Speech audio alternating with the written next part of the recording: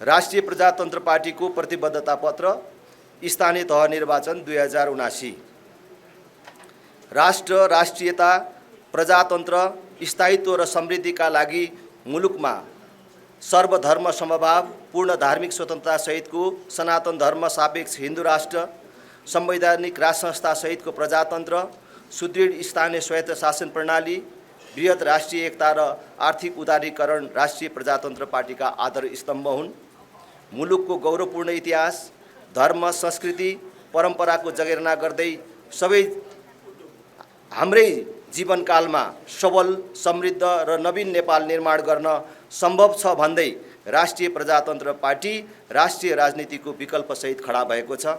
परम्परागत रूपमा चलिआएका मूल्य मान्यतालाई निरन्तरता दिँदै सो मान्यतामा समयानुकूल सुधार गर्दै जाने विषयमा राप्रपा प्रतिबद्ध छ। राष्ट्रिय प्रजातन्त्र पार्टीले शिक्षा, स्वास्थ्य, कृषि, भौतिक पूर्वाधार विकास निर्माण लगायत स्थानीय साधन स्रोत परिचालन र रोजगारी सिर्जना लगायतका विषयलाई उच्च प्राथमिकता दिनेछ भने भ्रष्टाचारमा शून्य सहनशीलताको नीति अवलम्बन गर्नेछ।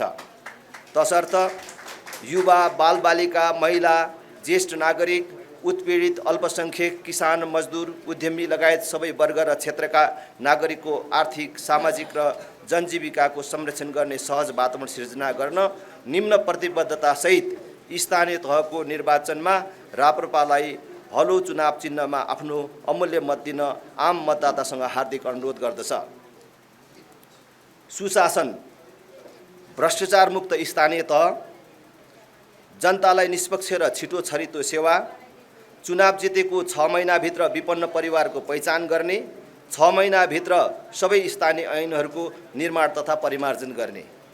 शिक्षा, 12 कक्षासम्म पूर्ण निशुल्क शिक्षा, सबै स्थानीय तहमा कम्तीमा 1 प्राविधिक धारको विद्यालय, सबै विद्यालयमा अनिवार्य कम्प्युटर शिक्षा, प्रारम्भिक बाल विकास शिक्षा र कार्यक्रमलाई गुणस्तरीय बनाउन प्राथमिकता, गरिबीको रेखामुनि रहेका वर्ग तथा अल्पसंख्यक समूहका न्यूनतम एक जना प्रतिभाशाली विद्यार्थीलाई प्रत्येक वर्ष चिकित्सा शास्त्र र इन्जिनियरिङ तह अध्ययन गर्न छात्रवृत्ति, विद्यालयका छात्राहरूलाई निशुल्क सेनिटरी प्याड वितरण, विद्यालयमा छात्रा मैत्री वातावरण निर्माण, सबै विद्यालयमा छात्रा शौचालय अनिवार्य रूपमा निर्माण, विद्यालयमा लागु औषध दुर्व्यसन विरुद्ध नियमित रूपमा अभियान सञ्चालन, प्रत्येक विद्यालयमा स्वच्छ पिउने पानीको व्यवस्था, बेरोजगार तथा सिपविहीन युवाको लागि सिपमूलक तालिम केन्द्र स्थापना, प्राथमिक तहसम्म स्थानीय मातृभाषामा शिक्षा, फरक शारीरिक क्षमता भएका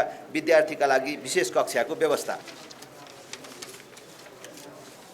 स्वास्थ्य, सबै नागरिकलाई अनिवार्य तथा निशुल्क स्वास्थ्य बीमा, हरेक वडामा स्वास्थ्य चौकी र निशुल्क गुणस्तरीय आधारभूत स्वास्थ्य सेवा, सुनिश्चित बाल स्वास्थ्य र पोषण कार्यक्रम, प्रत्येक वडामा प्रसूति सेवा तथा निम्न आय भएका हरेक सुत्केरीलाई 3 महिनासम्म रु 3000 मासिक भत्ता, स्थानीय महिला स्वास्थ्य स्वयंसेविकालाई प्रोत्साहन भत्ता, सिकलेस, एनेमिया जस्ता रोगका बिरामीलाई निशुल्क उपचार, क्यान्सर, मृगौला तथा मेरुदण्ड रोगबाट पीडित स्थानीय नागरिकलाई मासिक स्वास्थ्य भत्ता, प्रत्येक किशोरीलाई पाठेघर क्यान्सर विरुद्धको खोप, प्रत्येक स्थानीय तहमा न्यूनतम 1 सुलभ औषधि पसलको व्यवस्था।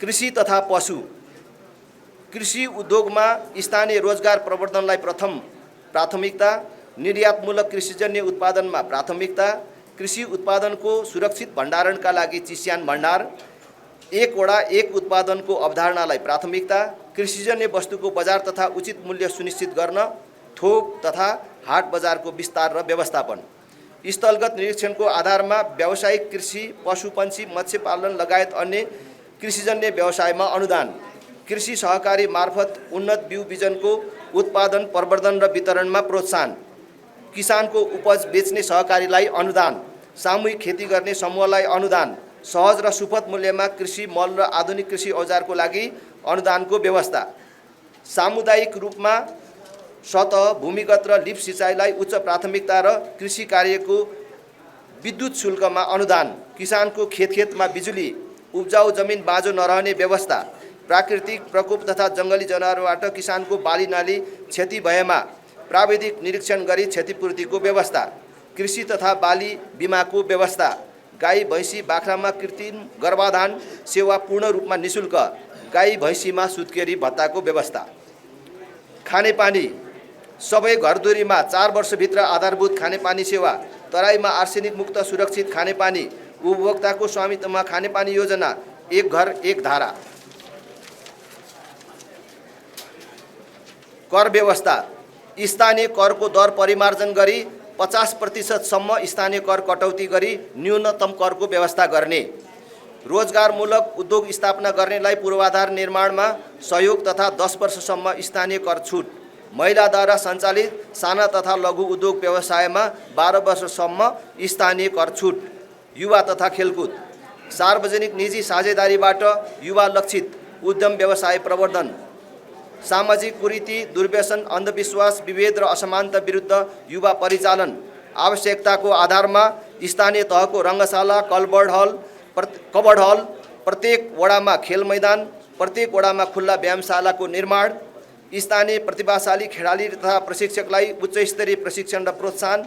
विदेशमा रहेका नेपाली कामदार युवालाई स्वदेशमै फर्कन उत्प्रेरित गर्ने र उनीहरूको सिप तथा दक्षताको आधारमा आफ्नै स्थानीय तहमा उद्यम गर्नका लागि सहज वातावरण निर्माण गर्ने। सहुलियतमा ऋण प्रदान गर्ने। निश्चित समयको लागि कर छुटको व्यवस्था गर्ने। भौतिक संरचना सामाजिक महिला रोजगार तथा अन्य। प्रत्येक घरमा बिजुली, एक पालिका एक स्वरोजगार तालिम केन्द्रको स्थापना र तालिम प्राप्त युवालाई रोजगारको व्यवस्थापन गर्ने। सिप सिकेका युवालाई बिना धितो ऋण। सार्वजनिक स्थलमा फ्री वाइफाई। अति विपन्न परिवारका लागि परिचय पत्र र सुपथ मूल्यको पसल। सबै वडालाई सडक सञ्जालमा जोडी 12 महिना चल्ने कालोपत्री वा ग्राभेल सडकको व्यवस्था मिलाउने। नगर गाउँपालिकाको प्रत्येक वडामा बाल उद्यान पार्क। स्थानीय प्रदेश र केन्द्रीय तहबाट सञ्चालन हुने आयोजनाहरूमा स्थानीयहरूलाई रोजगारीमा प्राथमिकता। महिला हिंसा दाइजो प्रथा तथा बाल विवाहको अन्त्य गर्ने तथा महिला सशक्तिकरण कार्यक्रमलाई प्राथमिकता। एकल तथा विदुर शारीरिक र मानसिक रूपमा अशक्त असहाय ज्येष्ठ नागरिकका लागि स्याहार सुसार हेरचाह र औषधि उपचारको व्यवस्था। अशक्त असहाय र टुरा बालबालिकालाई आवश्यक शिक्षा स्वास्थ्य र हेरचाहको व्यवस्थाका लागि स्याहार केन्द्रहरूको स्थापना। गौशाला गुरुकुल एवं अन्य विभिन्न धार्मिक तथा परम्परागत मान्यतामा आधारित शैक्षिक संस्थाहरूको संरक्षण। आवश्यकताको आधारमा एक स्थानीय तह एक गौशाला निर्माण। सबै प्रकारका ऐतिहासिक पुरातात्विक र धार्मिक तथा पर्यटकीय क्षेत्र तथा संरचनाहरूको संरक्षण र प्रवर्धन। स्थानीय कला तथा संस्कृतिको संरक्षण र प्रोत्साहन। ज्येष्ठ नागरिकलाई देशभित्र निःशुल्क धार्मिक यात्राको व्यवस्था। सबै प्रकारका जातीय छुवाछुत र भेदभावको पूर्ण रूपमा अन्त्य गर्ने। सबै ज्येष्ठ नागरिकहरूले प्राप्त गर्ने सेवा सुविधा घर दैलोमा नै पुर्याउने व्यवस्था। प्रत्येक महिनाको एक पटक सबै ज्येष्ठ नागरिकहरूलाई घर दैलोमा नै आधारभूत स्वास्थ्य परीक्षणको व्यवस्था। सामुदायिक वनहरूलाई उपभोक्ताको आय आर्जनसँग जोड्ने र व्यवस्थित गर्ने। भूमिहीन तथा घरबारविहीन नागरिकहरूको लागि एकल तथा सामूहिक आवासको व्यवस्था। स्थानीय पर्यटन विकासलाई प्राथमिकता दिई होमस्टे सञ्चालनको लागि निर्व्याजी ऋण र तालिमको व्यवस्था। स्थानीय कलाकारको प्रतिभालाई अभिवृद्धि गर्न प्रोत्साहन गर्ने। स्थानीय तहमा विकास विज्ञको व्यवस्था गरी सम्भाव्यताको आधारमा विकास कार्यक्रम निर्माण तथा परिचालन। न्यूनतम एक कार्यकाल नयाँ सवारी साधन खरिदमा रोक। स्थानीय तहमा पर्यावरण संरक्षण जलवायु परिवर्तन न्यूनीकरण तथा जलवायुजन्य जोखिम कम गर्न स्थानीय अनुकूलन कार्य योजना निर्माण तथा कार्यान्वयन। स्थानीय स्तरबाट उत्सर्जन हुने फोहोर मैला प्रदूषण न्यूनीकरण तथा ढल निकासको उचित व्यवस्थापन। एक विज्ञ समूह गठन गरी 1 वर्षभित्र ग्रामीण विकास योजनाको निर्माण। ग्रामीण स्तरमा आय आर्जन र रोजगारीलाई सुनिश्चितता गर्दै बसाइसराईलाई व्यवस्थित र न्यूनीकरण गर्ने। सबै भूमिहीन सुकुम्बासी तथा अव्यवस्थित समुदायको आत्मसम्मानपूर्वक जीवनयापनका लागि वातावरण निर्माण गर्ने। सबै भूमिहीन सुकुम्बासी तथा अव्यवस्थित समुदायको जीवनस्तर सहज बनाउनको लागि सार्वजनिक सेवा सुविधा बत्ती खानेपानी ढल बाटोको सुविधाको व्यवस्था गर्ने।